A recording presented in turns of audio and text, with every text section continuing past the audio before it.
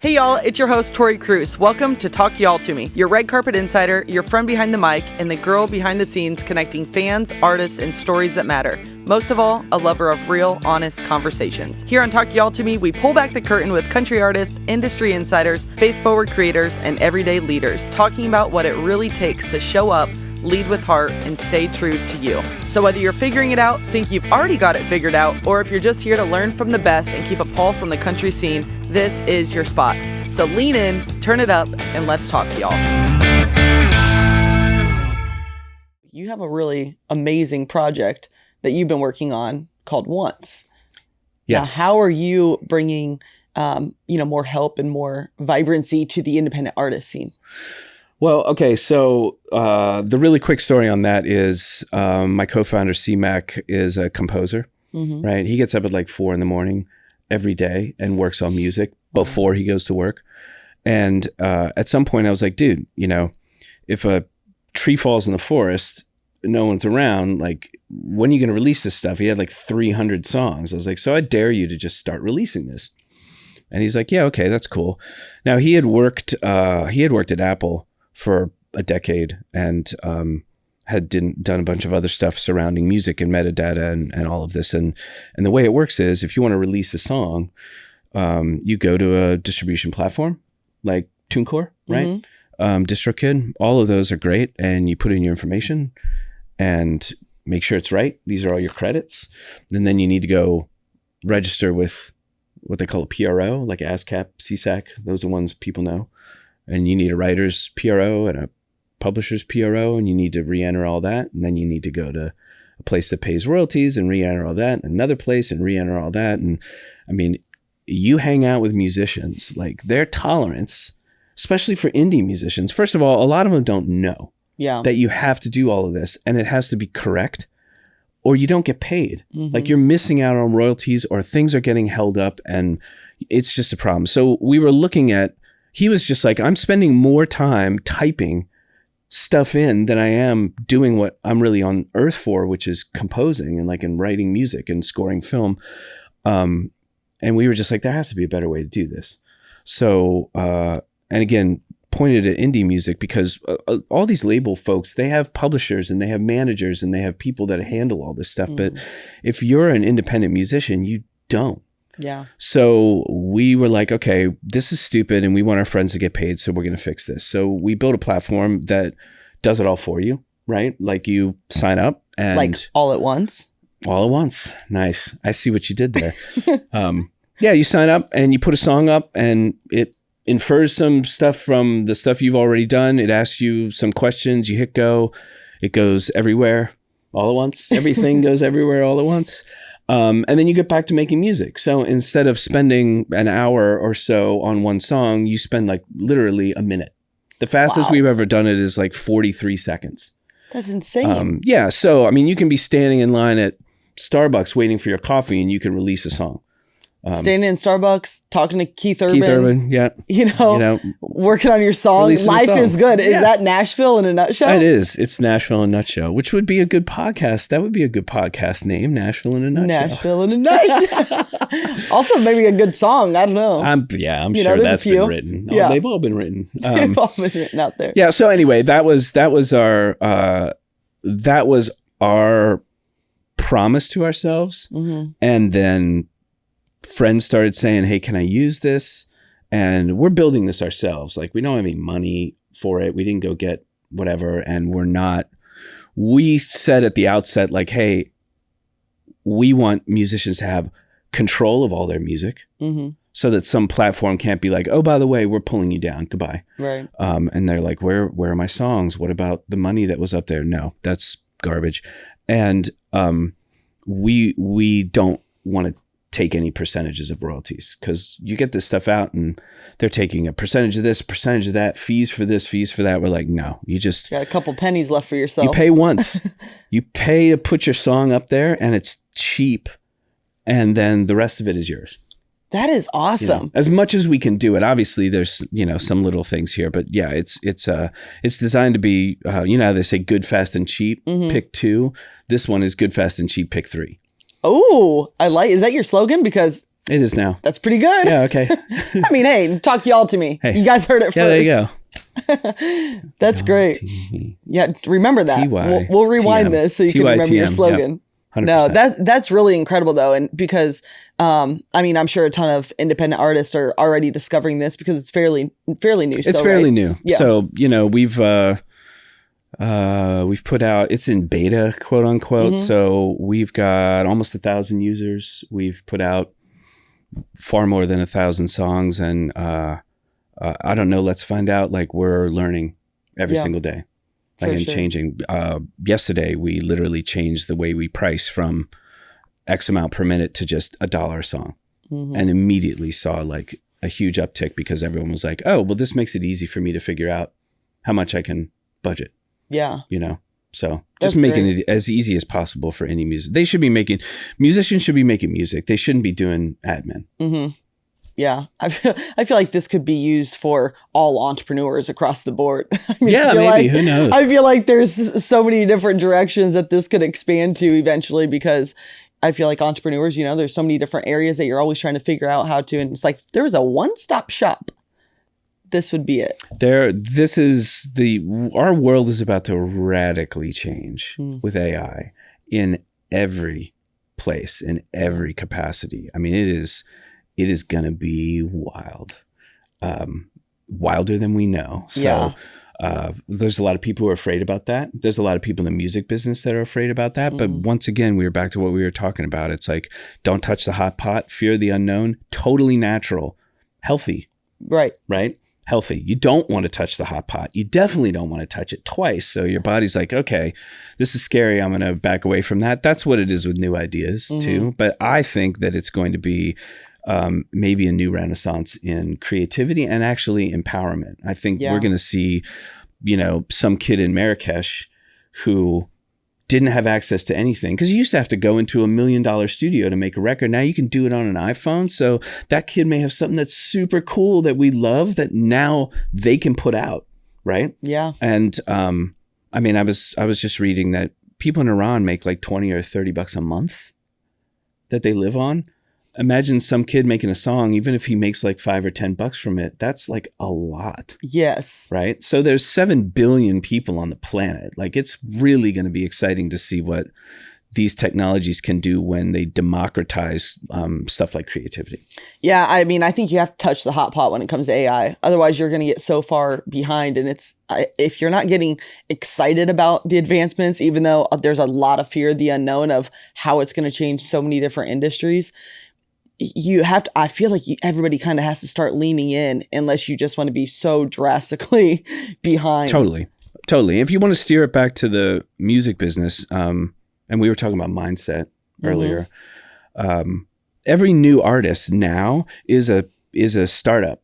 Yeah. They're a CEO, right? So if you're just starting, the days of, we made this demo, somebody heard it, we got signed to a record deal, like, that happens less and less. They're pulling people, they're looking at people's numbers on social media, but people are always looking for something amazing.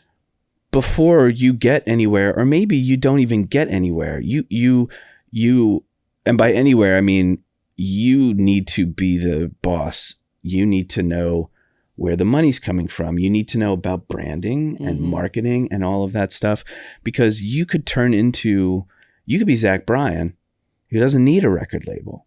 Yeah. Or Chance the Rapper, who doesn't need a record label. And, artists get enamored with the whole, wow, I'm going to be on, some really cool label. And that's very cool. And they can do a lot of good in certain areas, but you can also own all of your music. Yeah. Which makes a huge difference. People talk a lot about, well, you can't really make money and they're not paying enough. It's like, what they don't understand is, if you own all of it, you make a lot more from every spin, every sale, everything like that. So I think we're going to see more and more artists who are, guiding their own destiny. Right. Like, they're sailing their own ship, and our company was built to help them take advantage of it. There's a lot of other things that are coming online with AI that help people take advantage of it. Hey y'all, quick pause for something important. If you're connecting with this conversation, you will love my new book, Unexpected. It's filled with the stories, lessons, and mindset shifts that helped me grow through some of the toughest and, quite frankly, most unexpected seasons of my life. My hope is that it inspires you to keep going even when the path doesn't look the way you imagined. You can get your copy now at torikruse.com. Now, let's jump back into the episode. AI is everywhere. How is it affecting your business specifically? Well, I think that it's entirely possible that my job could go away in a couple of years, right? Yeah. Because you can create music now from a platform where it's all done. Yeah. Right? It is finished. You don't need to, there's no musicians playing, there's no engineers, there's no mixers, there's no mastering people. You don't even need to sing the vocal anymore. Jeez. So when people are... could I become a singer? Yeah. This is how I make 100%. I've always wanted to be a country music singer, but I feel like God blessed me with a voice for the podcast mic. Maybe not singing, but you can be 100%. There's a chance. You can be 100% a singer now, right? Wow. And that's what gets people upset because are you a singer? No. When you listen to stuff on the radio, do you care all that much? Most people don't. A lot of people do, right? Yeah. But a lot of people don't. Good luck touring. Right. Yeah. Right. That could fall on its face. That could be a challenge. But I mean, here's a simple example.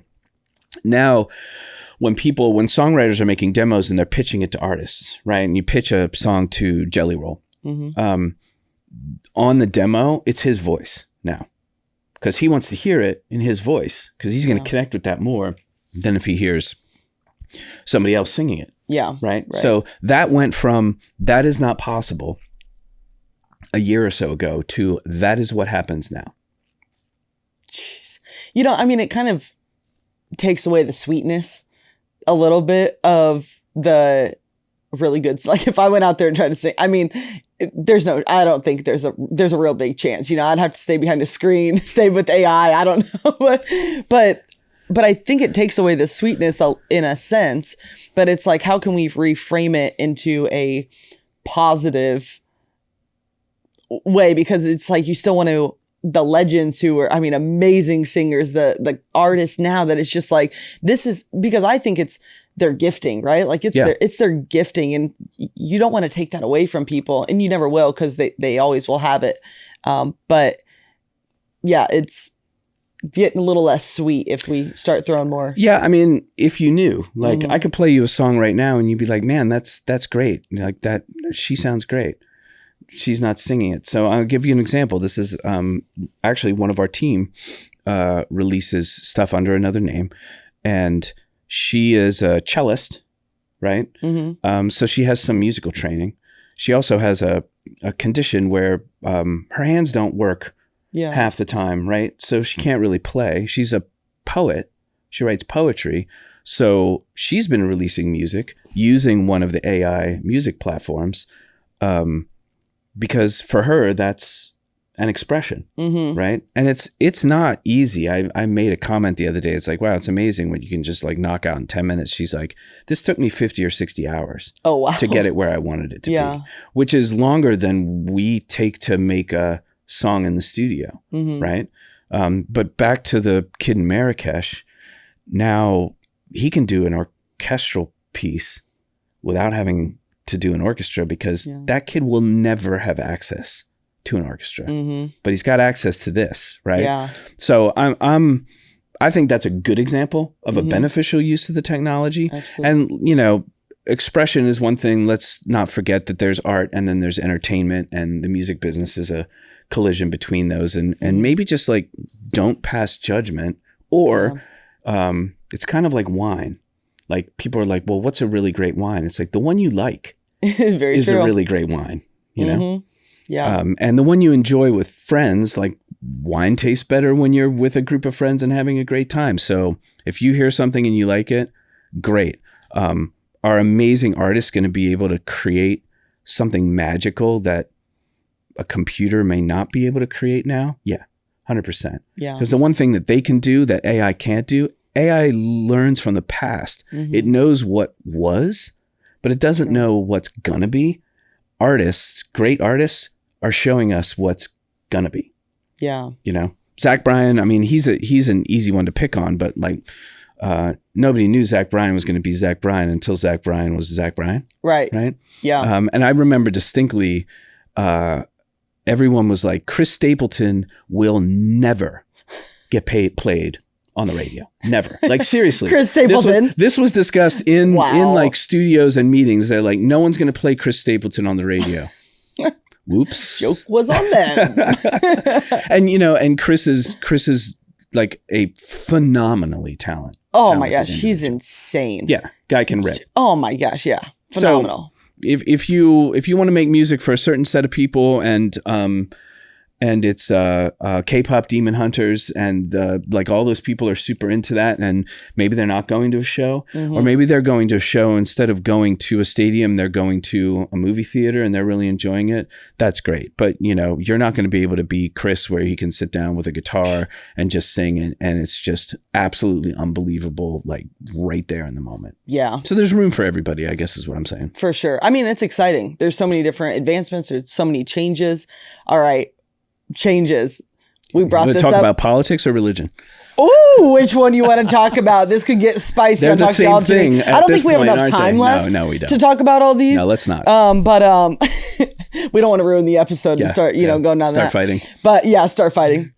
But well, now I forgot what I was going to say, but I was going to ask you about the music industry and how it's been changing, but we just touched on it with AI. I mean, that's part. This is going to be an accelerated change. Like this is going to be a disruptive, revolutionary change. Kind of like when, when I started, we were recording on analog tape in a studio, and then everyone's recording in computers, and then you don't really need a studio as much. You can do it on a laptop, and there are 300 million members of BandLab. You can use BandLab on a phone, right? Yeah. Like, I mean, that's amazing. It's just amazing. So, like I said before, I like to see more people having the opportunity to make music, especially kids. Yeah. I do a lot of music charity work because for education, because when kids make music and they have access to that, their grades are better. They don't drop out nearly as much. Like they're way more engaged. They feel better about themselves. And that's like a huge benefit. Now you can do it by handing them a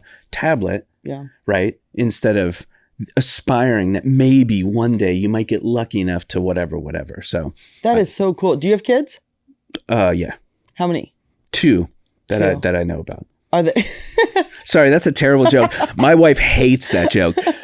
Yes, I have two completely kick-ass daughters. That's awesome. And I love being a girl dad. Are you raising them up to be musicians, possibly? Hell no. No, you said say far away. No. Now one of them is into like museum curation, and the other one is into design thinking and conflict analysis and resolution and all that crazy stuff. So yeah, they are huge consumers of music, and honestly now they turn me on to music. Right? Because, being real, I don't listen to music much anymore. Like, I don't want to work for 8 hours and you're just listening to music. And when I walk out of here, the last thing, my brain, like my ears need a rest. So as embarrassing as it is, because back in the day, I was the guy who would buy a stack of CDs a week and listen to everything and know everything. And now I'm just like, duh. And my kids are like, dude, check this out. And they turn me on to really cool stuff. Yeah. That's awesome. What does your family think about this business? Are they think you're crazy? They think it's cool? They love it? I mean, I think they realize that I ended up where I was supposed to be, I guess. Or I ended up one of the places that worked for me, and they're happy about that. I love that. Yeah. Well, Reid, it's been such a pleasure sitting down and talking to you Same. and hearing all the things and learning all about Once and everything that it's becoming. Y'all be sure you check out Reid Shippen. You guys, that's a name. Reid Shippen. F that guy. I mean, yeah. Reid Shippen. You guys be sure to check him out. And just thanks for hanging out and talking to y'all with me. It's so great to meet you. Yeah, this is awesome. And I wish you continued luck and all of that stuff. Thank you so much. Mm-hmm. All right, y'all. We'll talk to y'all next time. Thanks. See you. Thanks for tuning in to Talk Y'all to Me. If this episode encouraged you or reminded you of your calling, share it with someone who needs that same reminder today. Hit the follow button to subscribe so you don't miss what's next, and come hang out with me on social at official Tori Kruse. Keep shining, stay faithful, and keep talking, y'all.